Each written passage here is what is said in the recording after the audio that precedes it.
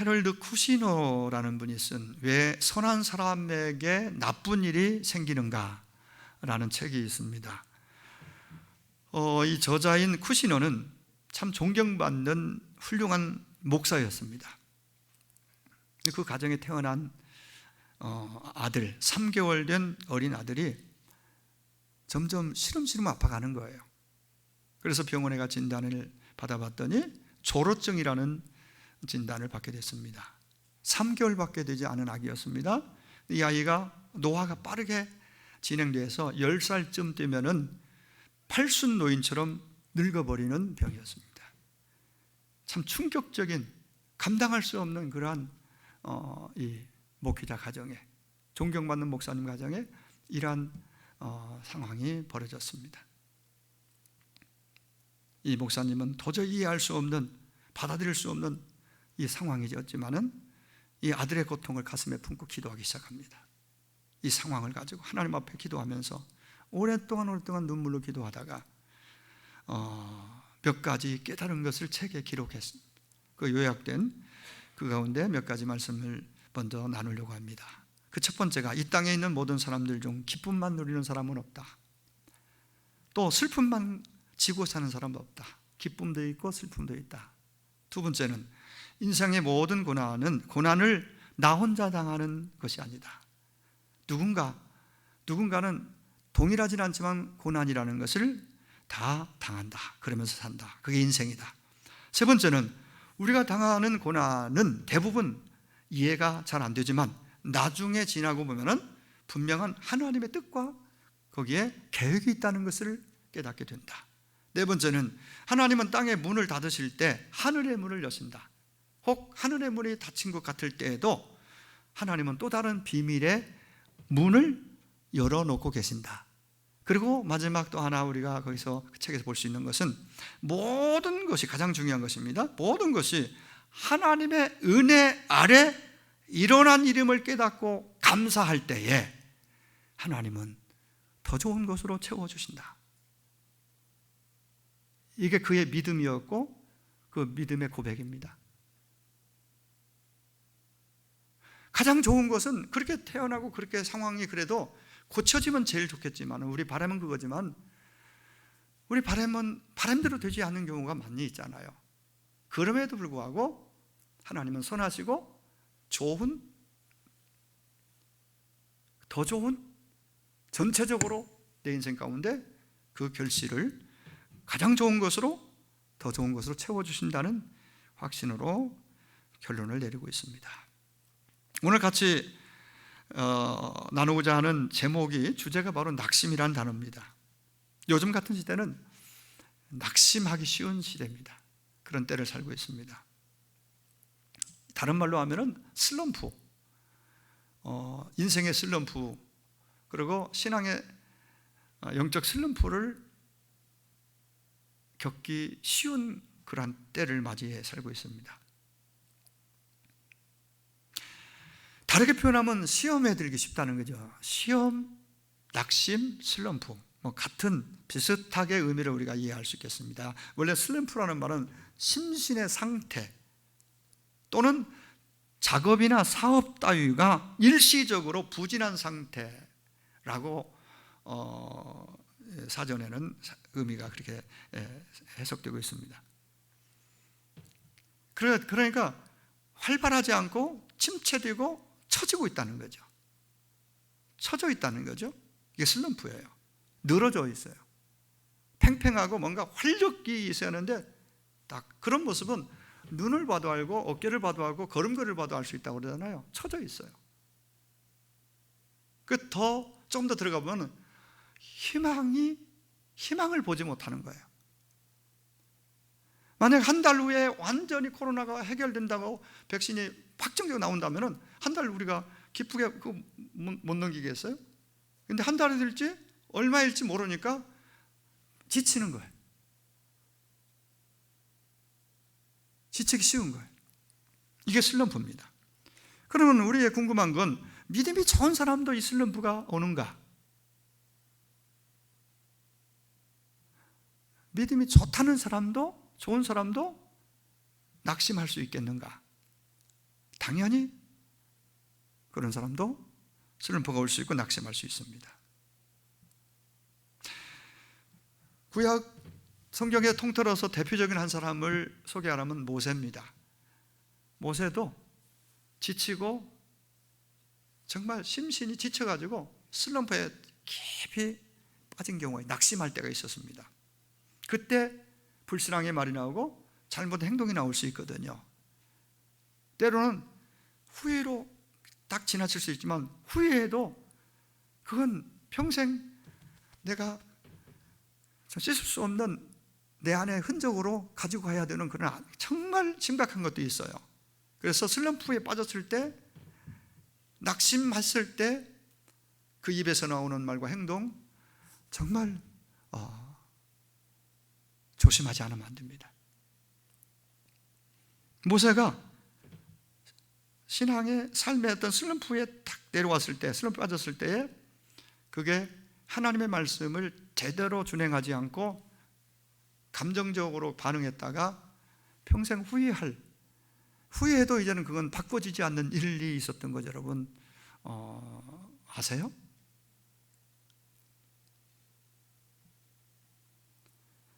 구약을 대표하는 또 아주 훌륭하고 능력이 정말 엄청난 표적과 기사를 능력을 행했던 한 사람을 또 소개한다면 엘리야입니다. 엘리야도 깊은 슬럼프에 빠졌었습니다.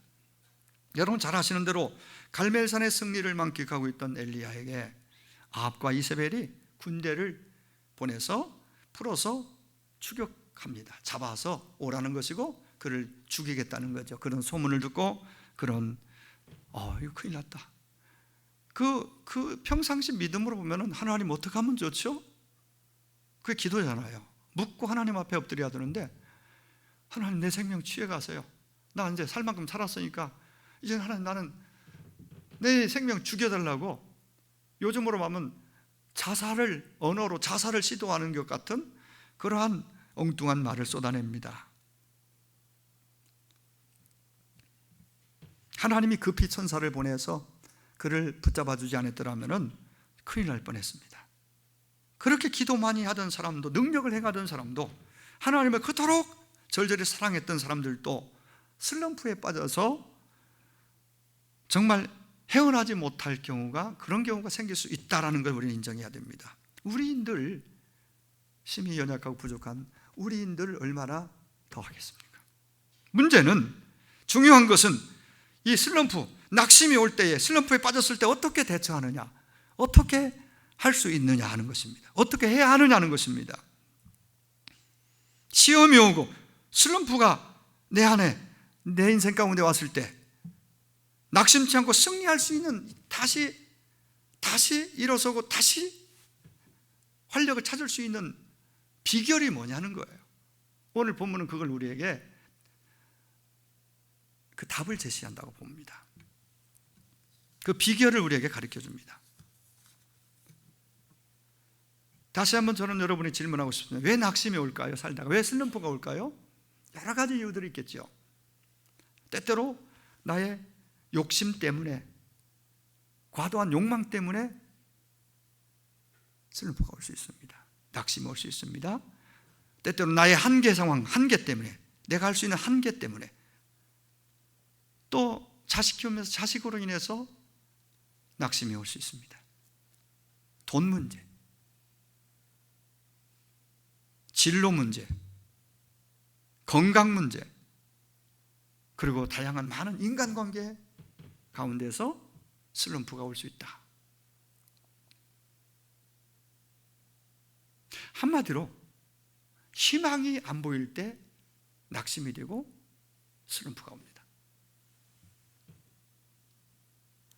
확실한 희망이 보이고 희망이 비춰지고 희망이 있다면 그걸 붙잡고 가면은 어떤 상황의 문제가 아닙니다. 그 가운데서 찬양할 수 있고 다시 가라앉던 내 인생이, 뒷걸음치던 내 인생이, 처졌던 내 인생이 다시 어깨를 펴고 일어설 수 있단 말이죠. 다시 전진할 수 있는 활력소가 된단 말이죠. 희망이 있다면. 그럼 희망이 어디서 오느냐? 당연히 나를 지으신, 나를 구원하신 그분으로부터, 천지 온 세상을 만드신, 그리고 주인 되신, 다스리고 계시는, 경영하시는 그 하나님께 참 소망이 있고 그분에게서 희망이 나옵니다. 오직 주 안에 소망이 있다는 것을 부활의 주님을 만난 이후 바울은 깨닫고 거기 인생을 걸었습니다. 그래서 그는 행복했습니다. 슬럼프 왜 없었겠어요? 바울도 매 맞을 때 얼마나 아팠겠어요? 감옥에 던져질 때 얼마나 억울했어요? 좋은 일하고 감옥에 갇히는 거 얼마나 낙심되겠어요? 낙심하고 원망하고 좌절하고, 그래서 두고 보자 이러면은 답이 됩니까? 상처만 깊어지는 법이죠. 근데 이것을 오히려 찬송으로, 기도로, 그리고 하나님의 관계 속에서 더 하나님과 더 가까워짐으로써 이것이 다 여기서 여기에 눌리고 여기에 잡히지 않고 멋진 인생으로 전진해 갔던 신앙의 선배들을 봅니다. 바로 희망입니다. 그 이유와 원인이 어디에 있든 그 답은 주 안에 있고 하나님께 있다는 것을 우리는 먼저 깨달아야 되겠습니다. 주님의 부름받은 제자들이 예수님을 따를 때에 기대가 있었습니다. 희망이 있었습니다. 아, 이분은 능력도 많으시고 말씀도 좋으시고, 어쩌면 이분이 예루살렘으로 올라가시면은 거기서 그 대도시, 그 큰 사람 많은 도시에 가서 이스라엘의 왕이 될 것이다 라는 기대. 이분이 왕이 된다면은 당연히 주님 가까이 있는 우리 제자된 우리는, 나는 한 자리는 당연히 괜찮은 자리 한 자리쯤은 해당이 되리라고 생각하고 따랐습니다. 실제적으로. 그래서 모든 것을 초기와같이 버리고, 심지어 가정도 내려놓고 부모님도, 그리고 주님을 따랐잖아요. 그 정도로 뭔가 현실적인 기대를 가지고 있었습니다. 그런데 정작 예수님은 시간이 지날수록 나는 이렇게 하고 죽는다, 나는 잡혀서 고난을 받고 죽을 것이다, 상상하지 못했던 말씀을 하시는데 이해가 안 됐겠죠. 그리고 그것이 현실로 다가올 때에 기대가 한순간에 깨어지고 그들은 믿었던, 나름대로 잘 믿었다고 생각했겠죠. 그럼 그 믿음이 가라앉기 시작하고 낙심이 오고 완전 슬럼프에 잠겨버린 거예요. 슬럼프에 빠져버린 거예요.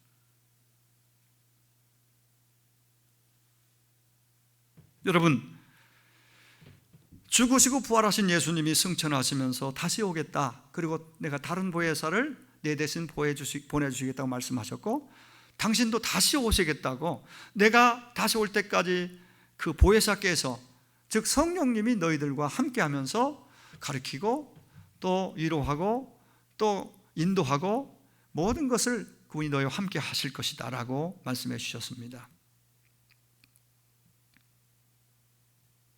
그 약속이 있지만은, 그 당시 제자들 입장에서는 약속을 붙잡고 산다고 하지만은 믿음으로 실제 현실에서 살아간다는 것은 또 다른 차원이거든요. 쉽지 않았습니다. 그분은 보이지 않고, 그분은 이미 승천하시고 안 계시고, 여전히 두려움과 불안이 있고, 언제 자기들 잡혀서 매맞고 감옥에 갇힐지 모르는 그러한 분위기와 상황 속에서 그들은 점점 슬럼프에 빠질 수밖에, 그리고 삶의 낙심을, 여러분, 이 낙심이라는 것은, 낙심, 낭망, 절망 이런 단어들은 희망이 없는 상태를 표현하고 있는 거예요. 희망이 사라진 상태, 작아지고 사라져버린 상태, 체념하고 포기한 상태. 그래서 낙심, 절망이라는 단어가 영어로는 디스페어라는 말이에요. 그 디스페어라는 단어는 낙심, 절망, 좌절, 좌포자기, 실망 이런 단어들이 다 그 안에 다 들어있는 그러니까 비슷비슷한 어떤 의미가. 그러니까 상실, 희망이 상실돼 버린.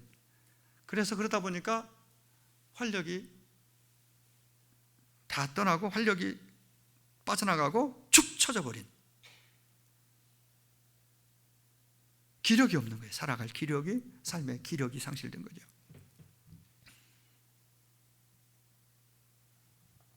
언젠가 다시 오시겠다는 그 주님을 기다리면서 세상에서 오는 수많은 핍박과 고난을 견딘다는 것은 절대 만만한 일이 아니었습니다. 그래서 기다리다 지쳐서 낙심하기도 하고, 또 다시 이렇게 모여야 힘을 얻으니까, 그래서 초대교회 성도들은 모여야 사는 줄 알고 그냥 살기 위해서 모였습니다. 그래서 모이면 또 힘을 얻고, 또 막 두려움과 걱정과 불안과 몰려오던 낙심이 모여서 예배하고 기도하고 찬양하고 말씀 듣고는 또 다시 용기를 내고 힘을 내서 나아가는 거예요. 그리고 주님 오늘 오실지 내일 오실지 그 기대를 가지고 그걸 이겨나가세요. 하나. 그게 그 어마어마한 로마의 박해 속에서 초대교회 성도들이 가졌던 신앙의 모습입니다. 사도 바울은 그의 편지 속에서 낙심하지 말라는 말을 여러 번 설교합니다. 편지 속에 담아서 낙심하지 말아라. 낙심은 마귀가 사용하는 도구, 가장 강력한 그물이다. 낙심하면은 낙심된 상태에서 마귀가 뭘 갖다 던져도 다 가능해요. 낙심된 상태에서 빨리 그걸 벗어나지 않고 있으면요, 말씀이 들어오지 않아요, 잘. 그리고 더 자꾸 수렁으로 내려갈 수 있는 그런 위험이 있어요. 낙심. 그래서 낙심하지 말아라. 선을 행하다 낙심하지 마라. 기도하다 낙심하지 말아라. 낙심하지 말아라. 계속 설교하고 편지로 권면합니다. 다윗도 파란만장한 세월을 살았잖아요. 다윗도 그의 시편에 보면은 42편의 특별히 5절에 자기를 향해서 이렇게 말합니다. 내 영혼아, 네가 어찌하여 낙심하니? 어찌하여 내 속에서 불안해하니? 영혼아, 자기 자신에게 말하는 거예요. 너는 하나님께 소망을 두라. 왜? 그분이 소망이에요. 그분이 희망이에요. 소망을 붙잡으면, 소망이 생기면요, 낙심은 해결됩니다. 희망이 비치면요, 낙심은 사그러듭니다. 슬럼프에서 다시 일어설 수 있습니다. 그가 나타나 도우심으로 말미암아 내가 여전히 찬송하리로다. 낙심하다는 또 다른 의미는요, 실망하고 연약해진다, 아까 얘기했죠, 축 늘어지다, 이런 의미를 살펴볼 수 있습니다. 그렇게 될 수 있어요. 근데 복원이 되면 돼요. 그 복원의 기회가 예배예요. 혼자 하도 예배하고, 특별히 그래서 초대교회인데 아까 얘기했죠, 주일날 왜 어려운 가운데도 그렇게 모였느냐, 못 모이게, 모일 수 없는 환경이 되니까 가정에서 모이고, 그 가정에 모였던 그게 가정교회가 되고, 나중에 더 많아지니까 또 이제 그 지역에 규모 있는 교회로 세워지고, 또 다른 동네 지역이 또 세워지고, 이렇게 가정에서 시작된 초대교회는 그런 형태였습니다. 안 모이면 슬럼프를 벗어날 수가 없어요. 낙심을 떨쳐버릴 수가 없어요. 그래서 모인 거예요. 보이니까 살아나요. 많은 분들이 안 모이니까 우리 여러 교우들도 막 답답하고 힘들다는 얘기를 해요. 답답하고 힘듦이 계속되면 낙심이 돼요. 슬럼프가 와요. 그게 빨리 빠져나오고 회복이 되어져야 돼요. 그 개인적인 경건 생활을 통해서 여러분, 그래서 나중에 말씀드리겠지만은 오늘 말씀 잘 듣고 여러분들 그걸 하루하루 매 순간 기억하고 실행에 옮겨야 됩니다. 말씀도 좀 더 적극적으로 펴서 읽기도 하고요, 기독교 방송도 듣기도 하고, 찬양도 듣고 부르고 등등, 이 개인 생활 하다가 모일 수 있을 때는 또 최선을 다해서 모여서 또 함께 주의 이름 부르고 예배하고, 어떻게 보면 단순히 회복하는 방법이 뭐 무슨 금식을 40일 하고 무슨 뭘 어느 지점에 뭘 해야, 이렇다면 우리가 못할 분들 많겠지만은, 여러분이 정말 마음만 먹고 잘 듣고 실행코자 하면은, 할 수 있는 것 하면은 충분히 낙심을 이겨나갈 수 있습니다. 낙심된 상태 현상은요, 투덜거림이에요. 낙심하면요, 그 상태는 투덜해요. 자꾸 짜증이 많아지고 부정적이 되고요, 언어와 표정과 삶이 그렇게 변해요. 왜냐면 몸도 처지고 마음도 처지고 신앙도 처져 있으니까 어떤 희망을 봐야 되는데,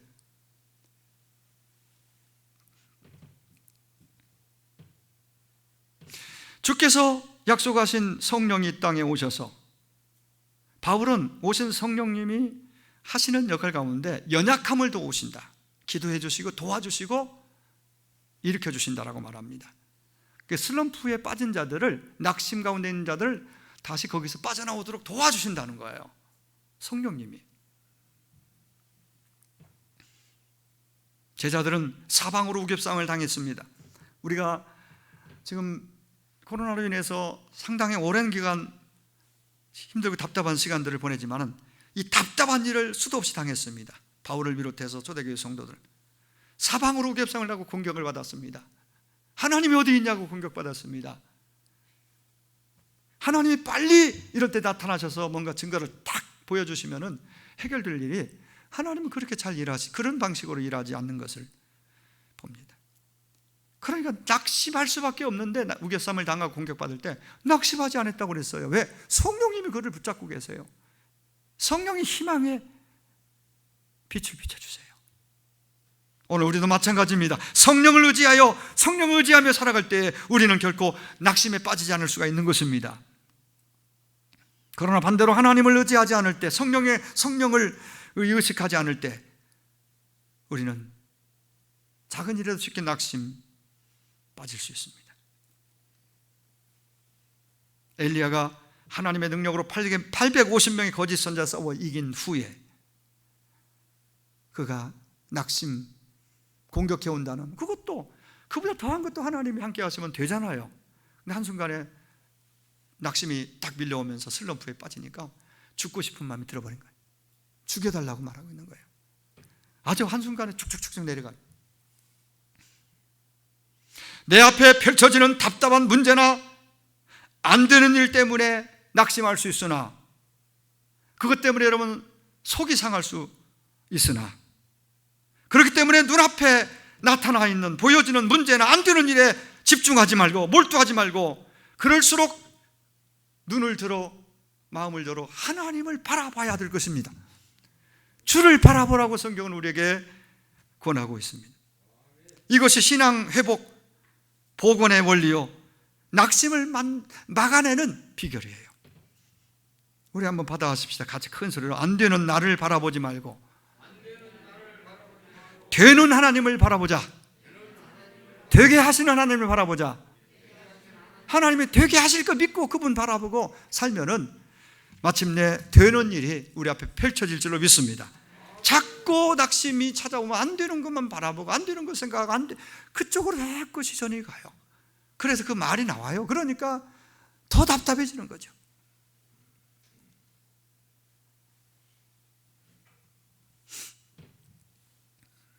특별히 다시 오실 그리스도 예수를 바라보고 기다리는 우리의 신앙인들의 입장에서, 오신다는 그 주님이 빨리 오지 않음으로써 초대교인들처럼 기다리다가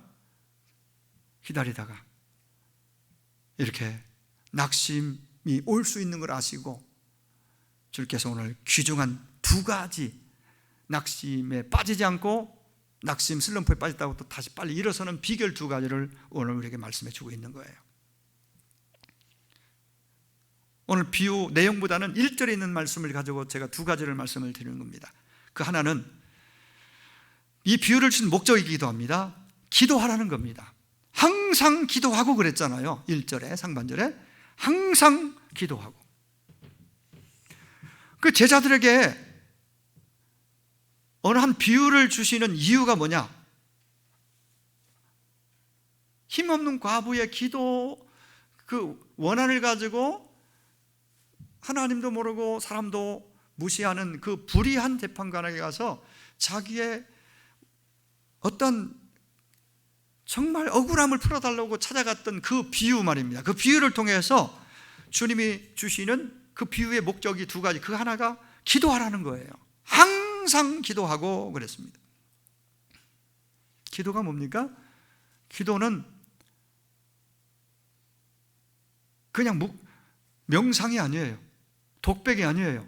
그냥 중얼거림이 아니에요. 기도는 기도의 대상이 있고 그분과 나와 어떤 주고받는 오고 가는 대화의 성격이고 교제의 성격이고 동행의 성격이 있어요. 기도는 기도를 끊이지 않고 기도하는 삶을 산다, 주님과 동행하고 있다, 그렇게 말해도 틀리지 않습니다. 주님은 기도를 통해서 네가 나를 잊지 않고 내가 너와 같이, 네가 나와 같이 함께 가고 있음이, 걷고 있음이 확인되기를 원해요. 그게 기도예요. 중요한. 그리고 기도가 중단되고 기도가 식어지면은 당연히 예배도 약해지고 신앙생활의 전반적으로 동력이 약해집니다. 많은 분들이 공통적으로 얘기하는 것 중에 한국교회가 가장 힘없고 빛을 발하고 부흥되던 그 시기가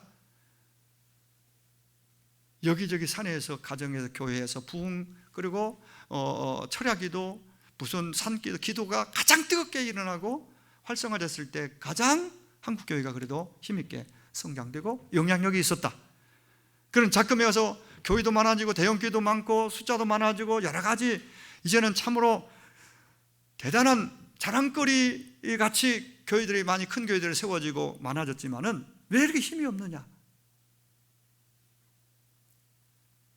왜 세상으로부터 칭찬은 받지 못할 망정 비난의 대상이 되고 희망을 줘야 될 교회가 오히려 저들이 교회를 향해서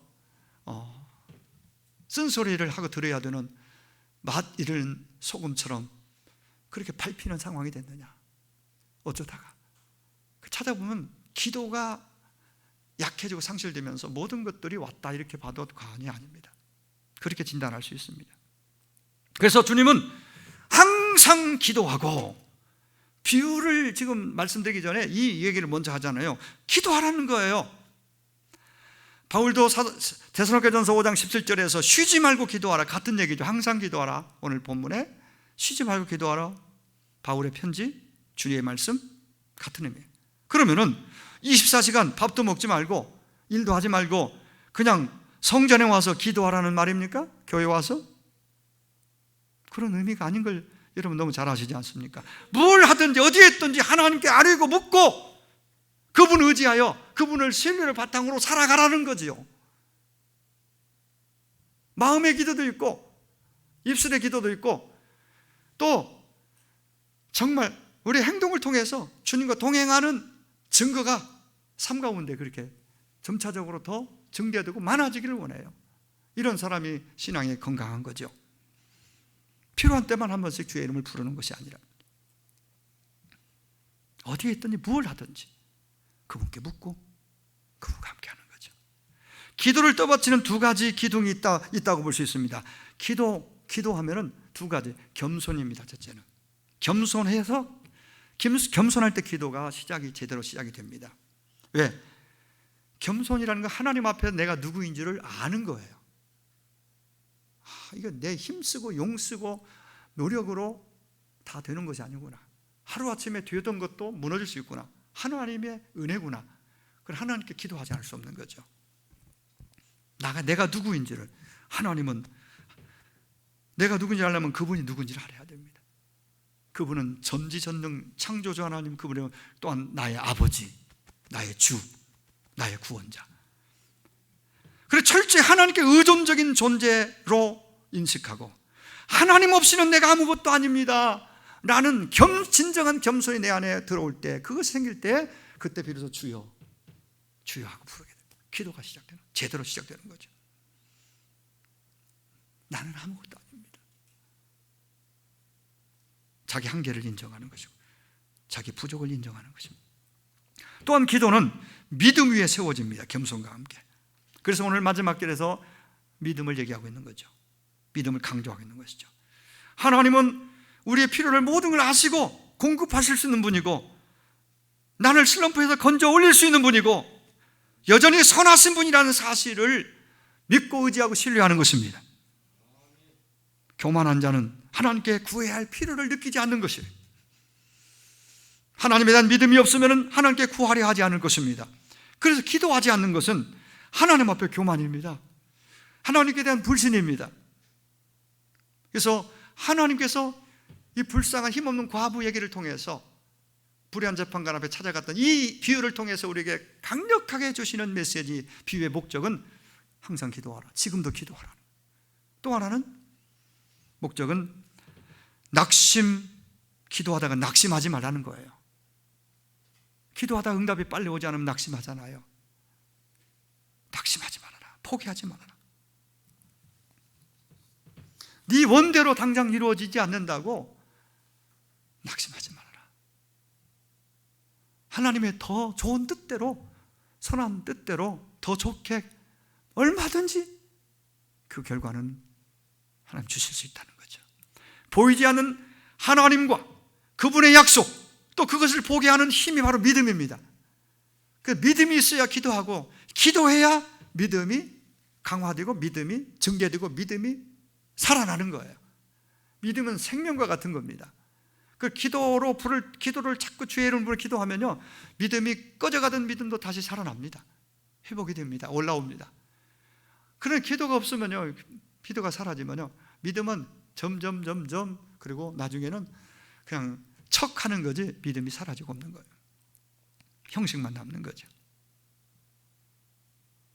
우리는 믿음이 있어야 낙심하지 않고 하나님을 의지하며 살아갈 수가 있는 것입니다. 그런데 그 힘을 얻게 하는 강력한 도구가 믿음이 역할을 하고 믿음이 정말 어떤 역사로 나타나도록 하는, 그렇게 되기 위해서 활력 있는 살아있는 믿음의 역사가 나타나기 위해서는 기도가 받쳐져야 한다는 거예요. 바로 이 비유를 주시는 목적이 두 가지예요. 기도하라, 항상. 어려우니까 더 기도하라. 시간이 없으니까 더 기도하라. 잘 되면 감사하니까, 그래 잘 되니까 기도하고, 잘 되면 찬송할 일이 많으면 찬송하고, 사실 안 될 때 기도하는 거예요. 잘 되는데요, 잘 되면 감사합니다 하고 찬양하면 찬양 많이 하세요. 요즘처럼 안 되고 힘들 때는 기도하는 수밖에 없어요. 기도가 답입니다. 기도하면 믿음이 일어난다니까, 믿음이 막 살아난다니까요. 하나님을 믿고 의지하는 기도를 통해서 낙심하지 않도록 하기 위해서 비유를 주셨습니다. 여러분은 예수 그리스도를 믿고 따르는 삶이 세상에서 가장 가치 있는, 의미 있는 삶이라고 생각하십니까? 여러분 잘 들으시고, 그게 질문이 그런데 싶으면 아멘 해보세요. 집에 있는 분들도 다시 제가 질문 던지겠습니다. 여러분은 예수 그리스도를 믿고 따라가는 삶이 세상 가운데서 가장 의미 있고 가치 있는 일이라고 생각하십니까? 다시 묻습니다. 주님을 믿고 따르는 것이 좁은 길이요, 고통과 핍박이 있는 길이라 할지라도 끝까지 이 길을 걸어가시겠습니까? 다시 묻습니다. 언젠가 우리가 믿고 따르는 주께서 다시 오셔서 그 모든 것을 보상해 주시겠다고 했는데 그 약속을 믿으십니까? 제가 주례 하면서 서약하는 것 같아요. 이렇게 물으니까 하나 더 묻겠습니다. 믿음을 지키기 위해서, 주신 사명을 감당하기 위해서 이 땅에서 여러분이 흘린 모든 눈물들, 억울한 일들을 그날에 주께서 모두 다 풀어 주시리라고 믿으십니까? 그럼 됐습니다. 이제 결론입니다. 우리 삶을 돌아보면요, 저부터 지난주에도 말씀드린 것 같아요. 믿음이 대단히 있는 것 같은데요, 믿음이 참 실제적으로 믿음이 없다는 것을 깨달아요. 이 정도였나 싶을 때가 종종 있어요. 교회를 오래 다녔지만은, 그래서 직분도 받았지만 감사하게 세상이 두려워서 비난받고 공격받는 것이 두려워서 적당히 살아가려는 유혹을 받습니다.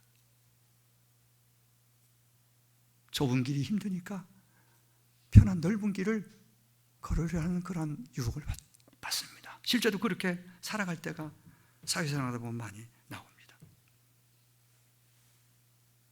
이런 모습을 보면 주의 마음이 어떠할까요? 굉장히 아플 겁니다. 여러 가지 이유들로 상처를 받고 믿음이 떨어져서 하나님의 약속을 붙들 힘을 잃어버리고 그 공간에 낙심이 찾아올 수 있습니다. 주님은 이 비유를 마치시고 제자들에게 인자가 올 때 믿음을 보겠느냐라는 물음을 던지십니다. 결론입니다. 예수님은 이 비유를 통해 제자들에게, 그리고 연약한 우리들에게 낙심하지 말고 그 좋으신 선하신 하나님을 온전히 믿으라. 사랑하는 성도 여러분, 주를 향한 믿음과 신뢰가 회복되어지기를 바랍니다. 그 믿음의 회복을 위해서 먼저 기도가 살아나기를 원합니다. 기도하다가 결코 낙심하거나 포기하지 않기를 원합니다. 매일매일 함께 모여 기도할 수는 없지만은 오늘 본문에 힘없는 과부의 심정으로 각자 있는 곳에서 주의 이름을 부르면서 자꾸 가까이 그 이름을 주여 부르면서 하루하루 살아갈 수 있기를 바랍니다. 그리고 할 수만 있다면은 개인적으로 하루에 한 번이라도 여러분 주 예전에 와서 예배당에 와서 주여 제가 왔습니다. 주님 나를, 이 땅을, 우리를 긍휼하게 해달라고 그렇게 부르짖을 수 있는 용기가 있기를 원합니다. 감사하게도 주중에 새벽이든 또 낮이든 개인적으로 와서 기도하시는 분들이 여러 분 있습니다. 그 용기를 가지고 자기를 위해 기도하고 아마 교회를 위해 기도한다고 생각을 해요. 그 기도가 우리를 일으켜 세웁니다. 사랑하는 여러분, 이 주의 이름을 부르는 매일의 삶 속의 그 기도를 통해서 신앙의 열기, 첫사랑이 회복되기를 간절히 축복합니다. 그래서 믿음이 회복됨으로 우리 가운데 낙심과 두려움과 절망이 완전히 사라지기를 원합니다. 그래서 우리의 예배가 살아나고 각 가정과 여러분의 일터들, 가정, 경제 문제와 대한민국의 희망의 새바람이 불어오기를 간절히 소망합니다. 기도하겠습니다. 우리 한번 1분간만 기도하겠는데 이 말씀 붙잡고 주여 기도가 살아나게 하세요. 믿음이 회복되게 해달라고, 예배가 회복되게 해달라고 말씀 붙잡고 우리 가정에서 예배하는 분들도 같이 1분간 기도하겠습니다. 기도합니다. 하나님 아버지, 항상 기도하고 낙심하지 말아야 할 것을 비유로 말씀하신 주님, 오늘 두 가지를 배웠습니다. 우리가 살면서 때때로 낙심하고 슬럼프에 빠질 때가 있습니다. 코로나19 때문에 우리가 많이 지치고 또 신앙도 마음도 우리 삶도 여러 가지 모든 면에서 우리가 어깨도 처지고 마음도 지치고 신앙도 처지는 그런 상황에 우리가 있습니다. 다시 한번 예배를 통해 회복해 하시고 특별히 이번 한 주도 어디에 있든지 기도로 하나님의 이름을 부르면서 주의 이름을 자주 부르고 묻고 주님을 신뢰하는 그 믿음을 기반으로 해서 회복의 역사가 있게 하시고 가정과 경제활동, 건강 모든 일에 있어 치료와 회복들이 속히 일어나도록 주님 축복해 주옵소서. 희망의 소망의 바람이 점점 불어오게 하여 주시옵소서. 예수님의 이름으로 기도